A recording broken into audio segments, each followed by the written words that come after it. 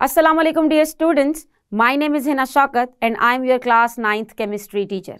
और आज के इस लेक्चर में हम बहुत ही इम्पॉर्टेंट डिस्कशन करने जा रहे हैं और ये डिस्कशन है related to the questions given in test yourself number 5.5 and all these questions they are related to the solid state of matter.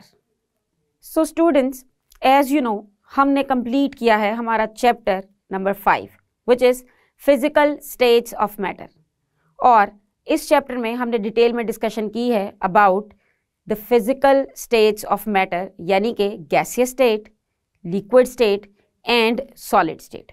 Specifically इस लेक्चर में हम डिस्कस करने वाले हैं questions related to solid state, questions related to gas state and questions related to liquid state. They are already been discussed in the previous lectures और मुझे उम्मीद है कि उसमें आपको कोई मुश्किल नहीं है। सो सॉलिड स्टेट से रिलेटेड क्वेश्चंस को समझने के लिए जल्दी से ले लेते हैं एक quick recap for solid state of matter. In solid state of matter हमने डिस्कस किया है what is solid state of matter और फिर हमने देखी उसकी कुछ typical properties. We know that there are a lot of properties for solid state of matter, लेकिन हमने स्पेसिफिकली डिस्कस की हैं 3 प्रॉपर्टीज जो कि थी उसकी मेल्टिंग पॉइंट और रिजिडिटी एंड डेंसिटी। साथ ही साथ इसके बाद हमने एक टॉपिक पढ़ा जो कि था टाइप्स ऑफ सॉलिड से रिलेटेड और हमने देखा कि there are 2 types of solids, amorphous solid और क्रिस्टलाइन सॉलिड, जो कि है according to the appearance of the solid और उसके अंदर एटम्स या फिर पार्टिकल्स उनका स्ट्रक्चर किस तरह से है, यानी कि वो किस तरह से अरेंज होते हैं, उसकी बेस पे हमने देखा कि सॉलिड्स हो सकते हैं अमॉर्फस या फिर क्रिस्टलाइन। उसके बाद हमने डिटेल में डिस्कस किया है एक बहुत ही इंपॉर्टेंट प्रॉपर्टी जो कि है एलोट्रॉपी। एलोट्रॉपी गैस फॉर्म में भी हो सकती है, ये स्पेसिफिकली सॉलिड की नहीं है, लेकिन चूंकि सॉलिड स्टेट में ये बहुत विजिबल होती है और मोस्ट कॉमन है इन सॉलिड स्टेट, तो इसलिए इसको भी हमने सॉलिड स्टेट के अंदर ही कवर किया है। और एलोट्रॉपी की डेफिनेशन, उसकी रीजंस, उसमें ट्रांजिशन टेम्परेचर क्या होता है और साथ ही साथ हमने बहुत सी एग्जाम्पल्स की मदद से एलोट्रॉपी को डिटेल में समझा है। मुझे उम्मीद है कि इस लेक्चर से पहले आपके सॉलिड स्टेट ऑफ मैटर से रिलेटेड सारे के सारे कॉन्सेप्ट्स क्लियर हैं। सो करना यह है कि उन कॉन्सेप्ट्स को और उन लेक्चर्स से मिली हुई इंफॉर्मेशन को यूज करना है to answer the questions. Dear students, किसी भी क्वेश्चन का आंसर लिखना बहुत इंपॉर्टेंट पार्ट है। समटाइम्स हमारे पास सारी की सारी इंफॉर्मेशन होती है लेकिन हम उसे प्रॉपर वे में अरेंज नहीं कर पाते और या फिर अपने इंफॉर्मेशन बैंक से रिलेटिव इंफॉर्मेशन निकाल के अपना आंसर नहीं लिख पाते। सो इसके लिए इन क्वेश्चंस की डिस्कशन बहुत ज़रूरी है। ज़रूरी नहीं कि सिर्फ यही क्वेश्चंस पेपर में पूछे जाएंगे, क्वेश्चंस इससे अलग भी हो सकते हैं, लेकिन अगर आप इन बेसिक क्वेश्चंस का आंसर करना सीख जाएंगे तो मतलब अगर इससे रिलेटेड भी कुछ क्वेश्चंस पूछे जाएंगे तो आपको उसका फॉर्मेट और उसका सीक्वेंस याद होगा कि how to write the answer to get good marks. So चलिए शुरू करते हैं questions from test yourself number 5.5 and let's have a look at the question number 1। Which form of sulfur exists in room temperature? Which form of the sulfur exists at room temperature? अब यहाँ बात हो रही है sulphur की और उसकी forms की, तो सबसे पहले आपको आइडेंटिफाई करना है कि आखिर ये क्वेश्चन कौन से टॉपिक से है और उसके किस सब टॉपिक से है। अब जाहिर है जब एग्जाम में क्वेश्चन आएगा तो आपको चैप्टर का नाम तो लिखा हुआ नहीं मिलेगा। सो चूंकि ये क्वेश्चन है सल्फर से रिलेटेड और उसकी फॉर्म से रिलेटेड, सो ये होगा फ्रॉम दी एलोट्रॉपी। हम जानते हैं कि सल्फर एक से ज़्यादा फॉर्म्स में एग्जिस्ट करता है और अगर हम उनके नामों की बात करें तो वो हो सकती है रोम्बिक सल्फर या फिर मोनोक्लिनिक सल्फर, और वो टेम्परेचर डिफरेंस की वजह से 2 अलग अलग फॉर्म्स में एग्जिस्ट कर सकता है। देखा जाए तो इस क्वेश्चन में सिर्फ पूछा गया कि विच फॉर्म, सिर्फ आपने नाम बताना है उस फॉर्म का, लेकिन आई विल सजेस्ट यू कि जब भी आपको डायरेक्ट क्वेश्चन पूछा जाए तो आप उसके बैकग्राउंड की थोड़ी सी इंफॉर्मेशन जरूर लिखें। As we know that rhombic sulphur exist at room temperature, लेकिन आखिर क्यों रोम्बिक सल्फर क्यों एग्जिस्ट करती है रूम टेम्परेचर पे? क्योंकि सल्फर के लिए जो ट्रांजिशन टेम्परेचर है वो है 96 and below 96 rhombic sulphur stable होती है और बिलो 96 ही होता है रूम टेम्परेचर। जी हाँ, रूम टेम्परेचर होता है 25 डिग्री सेल्सियस नॉर्मली। गर्मियों में ये ज़्यादा भी हो सकता है और सर्दियों में ये इससे कम भी हो सकता है, लेकिन एवरेज रूम टेम्परेचर होता है 25 डिग्री सेल्सियस। सो हम कह सकते हैं कि चूंकि ये 25 डिग्री सेल्सियस जो कि रूम टेम्परेचर है, ये बिलो है सल्फर के ट्रांजिशन टेम्परेचर पे। तो जब रूम टेम्परेचर की बात करेंगे तो जो सल्फर की फॉर्म एग्जिस्ट करेगी वो होगी रोम्बिक सल्फर, और अगर आप 96 से अबव जाएंगे तो ये चेंज हो जाएगी मोनोक्लेरिक सल्फर में। Next question is why is white tin available at room temperature. Room temperature पे व्हाइट टिन क्यों अवेलेबल होता है? अब व्हाइट टिन किसी टिन पैक की बात नहीं हो रही, टिन इज एन एलिमेंट, जी हाँ, स्टेनिक SN इसका सिंबल होता है, और हम जानते हैं कि टिन भी शो करता है एलोट्रॉपी, यानी कि उसकी भी डिफरेंट फॉर्म्स होती हैं, व्हाइट फॉर्म होती है और होती है ग्रे फॉर्म। सो क्वेश्चन ये है कि अब रूम टेम्परेचर पे टिन की कौन सी फॉर्म होगी? सो रूम टेम्परेचर पे टिन की जो फॉर्म अवेलेबल होगी वो है व्हाइट। लेकिन आखिर क्यों? वो इसलिए कि टिन का ट्रांजिशन टेम्परेचर है 13.2। अगर उसका ट्रांजिशन टेम्परेचर 13.2 है तो आप जानते हैं कि रूम टेम्परेचर अगर मैं 25 डिग्री भी कंसिडर करूं तो वो होगा 13.2 से ज़्यादा, यानी कि इसकी जो एरो के बाद वाली फॉर्म है वो एग्जिस्ट करेगी, यानी कि वाइट फॉर्म, क्योंकि हम जानते हैं बिलो 13.2 जो फॉर्म एग्जिस्ट करती है वो है उसकी ग्रे फॉर्म, और अबव 13.2 जो फॉर्म एग्जिस्ट करती है वो है उसकी वाइट फॉर्म। टिन की फॉर्म्स को अल्फा और बीटा फॉर्म्स भी कहा जाता है। सो अगर हम इसके आंसर की स्टेटमेंट की तरफ देखें तो you can write that the transition temperature of 2 allotropic forms of tin is 13.2 degree Celsius. चूंकि ये 13.2 डिग्री सेल्सियस है, so you can continue with your answer. So this temperature indicates white tin is more stable above 13.2 degree Celsius which is room temperature. अब चलते हैं हमारे next question की तरफ, which is question number 3, and statement is why is the melting point of a solid considered it's identification characteristic. यानी कि किसी solid को आइडेंटिफाई करने के लिए हम मेल्टिंग पॉइंट कैसे यूज कर सकते हैं। मेल्टिंग पॉइंट सॉलिड की एक बहुत ही इंपॉर्टेंट प्रॉपर्टी है, और मेल्टिंग पॉइंट होता क्या है? जिस पे कोई सॉलिड कन्वर्ट होता है इनटू लिक्विड फॉर्म, और ये उसकी आइडेंटिफिकेशन इसलिए है क्योंकि जो प्योर सॉलिड्स होंगे ना, they have sharp melting points. उनका एक फिक्स्ड शार्प मेल्टिंग पॉइंट होता है, और उस फिक्स्ड शार्प मेल्टिंग पॉइंट होने की वजह से डिफरेंट सॉलिड्स का मेल्टिंग पॉइंट अपना अपना होगा और वो अलग अलग होगा। अगर कोई चीज़ अलग अलग है किसी चीज़ के लिए तो इसका मतलब वो उसकी आइडेंटिटी बन सकती है। सो हम कह सकते हैं कि due to this the melting point of solid are considered as their identification characteristics property. Let's move on to the next question, which is question number 4. Why amorphous solids do not have sharp melting points while crystalline solids do have? Amorphous solids के sharp melting point क्यों नहीं होते? So इसके लिए हमें जाना पड़ेगा flashback में और रिवाइज करना पड़ेगा हमारा टॉपिक types of solids का। हम जानते हैं कि there are 2 types of solids, amorphous and crystalline. So amorphous solids, they do not have uniform arrangement of particles. Uniform arrangement of particles होती है crystalline solids के अंदर। जी हाँ, crystalline solids के अंदर particles they are arranged in a proper manner, proper rows के अंदर, as you can see in this diagram as well. So properly arrange होते हैं, मतलब सारे के सारे particles की intermolecular forces होंगी सेम तरह की, और सारे के सारे particles का distance होगा सेम तरह का, मतलब सारे के सारे सॉलिड को मेल्ट होने के लिए जो टेम्परेचर चाहिए वो एक ही जैसा होगा, अलग अलग नहीं हो सकता।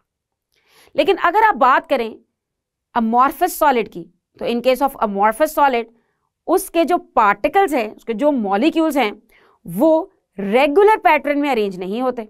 यानी कि कहीं तो उनकी अरेंजमेंट बहुत स्ट्रांग होगी और कहीं उनकी अरेंजमेंट वीक होगी, कहीं वो पार्टिकल्स क्लोज क्लोज होंगे और कहीं वो पार्टिकल्स रैंडम होंगे। उससे उनके बीच के इंटरमॉलिक्यूलर फोर्सेस में फर्क आ सकता है। इसका मतलब उनका मेल्टिंग पॉइंट शार्प नहीं होगा फॉर दी होल सॉलिड। हो सकता है किसी एक स्पेसिफिक पार्ट का शार्प हो जाए, लेकिन जब आप पूरे के पूरे अमॉर्फस सॉलिड की बात करेंगे तो उसका मेल्टिंग पॉइंट शार्प नहीं होगा। आंसर की तरफ देखते हैं। Amorphous solids do not have uniform arrangement of particles, so melting points are not sharp, whereas crystalline solids have uniform arrangement of particles, so they have sharp melting points. लिखने के लिए तो इतनी स्टेटमेंट काफ़ी है, लेकिन आपको कॉन्सेप्ट क्लियर होना चाहिए कि आखिर अरेंजमेंट किस तरह से अफेक्ट कर सकती है मेल्टिंग पॉइंट को। अब चलते हैं क्वेश्चन नंबर 5 की तरफ, which says that which is lighter one, aluminium और गोल्ड, यानी कौन सी चीज हल्की है। अब हमें याद करना पड़ेगा कि ये कौन सी प्रॉपर्टी की बात हो रही है। तो सबसे पहले तो देखें कि एल्यूमिनियम और गोल्ड कौन सी स्टेट ऑफ मैटर है, तो ये है सॉलिड स्टेट ऑफ मैटर। और फिर देखें कि कोई चीज कितनी लाइट है या कितनी हैवी है, ये उसकी कौन सी प्रॉपर्टी बताती है। सो ये बताती है डेंसिटी। जी हाँ, density is going to tell you whether the object is heavy और लाइट। ये उसकी हैवीनेस को बताएगी, because we know that density is mass per unit volume for that particular substance। अब ये तो पता चल गया कि ये डेंसिटी पे डिपेंड करेगा, लेकिन अगर हमें एग्जैक्ट पूछा गया है, अब देखें हमारे पास तो कोई चॉइस नहीं और ना ही हमें डेंसिटीज बताई गई हैं। तो क्वेश्चन पूछा गया है कि कौन सी चीज़ हल्की है और ना हमें चीज़ें प्रोवाइड की गई हैं कि हम उनका वजन करें। सो टेक्स्ट में जब हम पढ़ रहे थे डेंसिटी, तो वहाँ मुख्तलिफ चीज़ों की डेंसिटी मेंशन थी, जिसमें ये दोनों भी मौजूद थी। तो करना क्या है, आपको अपना वो वाला नॉलेज यहाँ पे यूज़ करना है। आप जानते हैं कि हर वक्त कॉन्सेप्ट काम नहीं आएगा, कुछ चीज़ें आपको लर्न ही करनी पड़ती हैं। तो इस क्वेश्चन में आपकी लर्निंग काम आने वाली है, लेकिन उस लर्निंग को प्रॉपर वे में लिखना कैसे है वो समझ लेते हैं। Aluminium is lighter than gold because the density of aluminium is 2.7 grams per centimetre cube and it is less than gold, क्योंकि गोल्ड की डेंसिटी है 19.3 ग्राम्स पर सेंटीमीटर क्यूब। अब अगर इन दोनों का कंपैरिजन देखें तो 19.3 grams per centimetre cube is much more heavier than 2.70।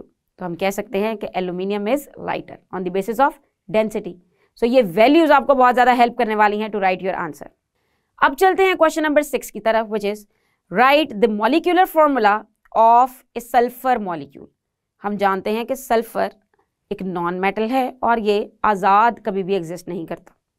Sulphur को भी स्टेबल होने के लिए दूसरे सल्फर एटम से कंबाइन होना पड़ता है। तो जब सल्फर किसी दूसरे सल्फर एटम से कंबाइन होके स्टेबिलिटी अचीव करता है तो वो मॉलिक्यूल बनाएगा। और सल्फर का मॉलिक्यूल ना तो मोनोटॉमिक होता है, ना डाइएटॉमिक और ना होता है ट्राइएटॉमिक। ये मॉलिक्यूल होता है पॉलीएटॉमिक मॉलिक्यूल, यानी कि more than 3 number of atoms they will combine together and they are going to form molecule of sulfur।